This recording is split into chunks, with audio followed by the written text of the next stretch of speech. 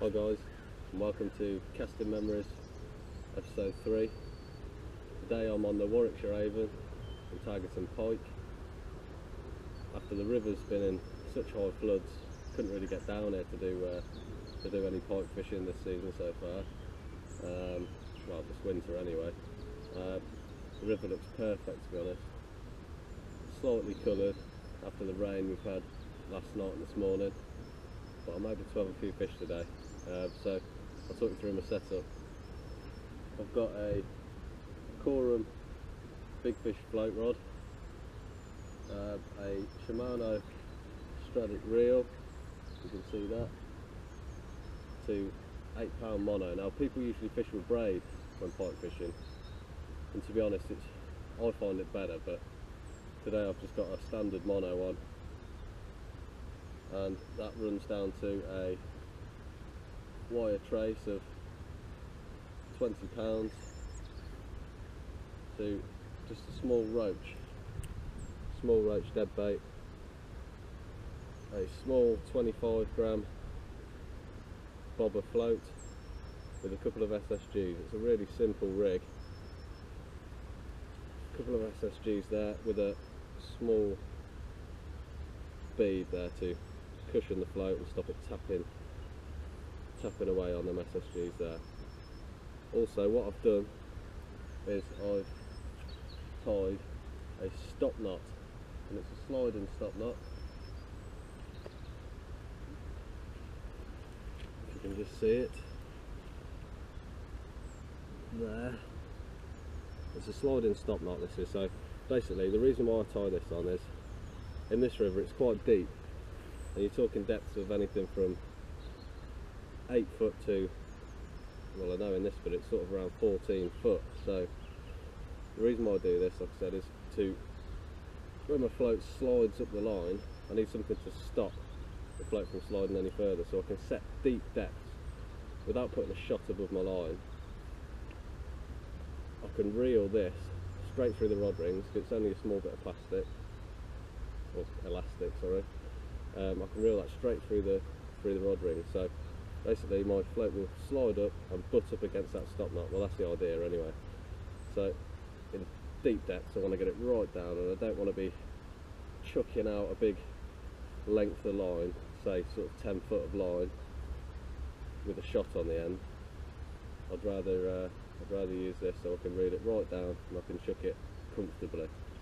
So I'm going to chuck this in, and hopefully we can have a few pike today. Right, I don't know whether you can see my float there. You should be able to, it's quite visible. But I've actually fished it sort of next to an overhanging bush, which is just here. So rather than just chucking it out into fast current and just leaving it in the middle to chance it that I might get a fish, I'm looking for places where fish might hold up. And to me, overhanging bushes or sunken trees or little rafts in the water, it's got to hold pike this time of year especially. Pike love cover and love attacking and ambushing prey from cover. So what I've done, I've literally chucked it down there by the bush. It swung out a little bit, but obviously if it's swinging out a bit, that's where the current's being pushed into. So hopefully I can pick up a pike here.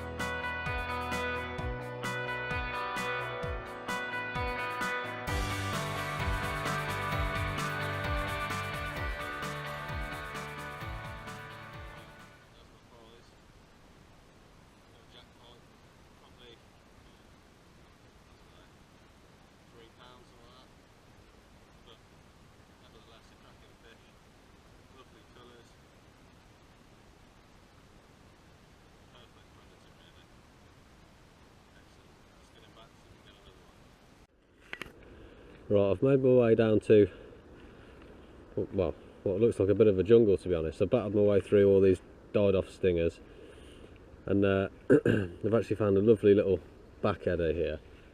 Now, I've got an overhanging tree here, just sort of about 5 yards to my right. Now, I'm only literally, I'd say, 30-40 yards from where I had that last fish, and you'll have to excuse me if the volume on the catching of the last fish was a bit crap, to be honest, because I forgot to take the silicone bit out of my GoPro, so you'll have to excuse me for that. But what I found in this swim is, obviously the river's running through at a slowish sort of speed anyway, but it becomes even slower here. And I've actually got a bite just as I'm talking to you. I've just had a nice little bite. That's a good sign. And what I was about to say just before I had that little nibble, the water's pushing through at a nice speed, but it actually gets even slower in this little back eddy. And I don't know whether you can see. I mean, look at all that, a nice big back eddy here from the main river, which to me screams predator fish. Because what will happen is, quite often you've got, you know, your standard sort of roach, chub, whatever, bait fish. They'll die off and they'll get injured or diseased or whatever, and they'll struggle to battle against the flow of the river. So what will happen is they'll get pushed out to these slower areas of water, and it's quite a natural flow, and they'll be naturally pushed out into these areas, and this is where all the predator fish sit. Well, that's the idea anyway. This is where they'll all sit. So I've had one before just by that bush, as you've seen, and hopefully I can get another one here. Like I said, I just had a bite, so that's a good sign. But it's a bad sign that it didn't take it, but hopefully I can get back to you with a fish.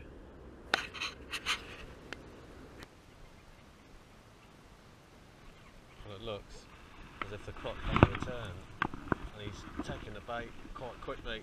Gonna wind down. We're in.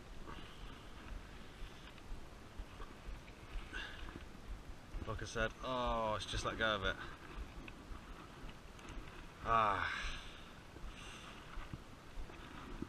Well, normally I'd have left it for longer to take the bait down and actually engulf the bait, but as it was sailing away with it so quick, I thought it's pretty much a nailed on pike. But that's fishing, and hopefully he'll come back for it. Right, that's it. It's the end of the day. I've had one fish in about an hour and a half of fishing, which ain't too bad, to be fair. Hopefully I'll get a full day in soon somewhere. Not sure what doing yet, but we'll see. And if you guys want me to do any sort of fishing, any type of fishing, let me know, and I'll see what I can do. See if I can get out there and catch some fish that you want to see. Still, I've had the one fish. It was a nice little jack pike, probably about £3, maybe a little bit more. Unfortunately, I couldn't get that last fish. I'm going to pack up now before it gets too dark, so I can navigate my way safely back to my car. That's always really important. Always stay safe when you're fishing. So hopefully I'll be out soon again, probably next week now. Like I said, not sure what doing yet. What to fish for is obviously up to you guys if you want to leave a comment. So please like, subscribe if you like my videos, and I'll see you soon.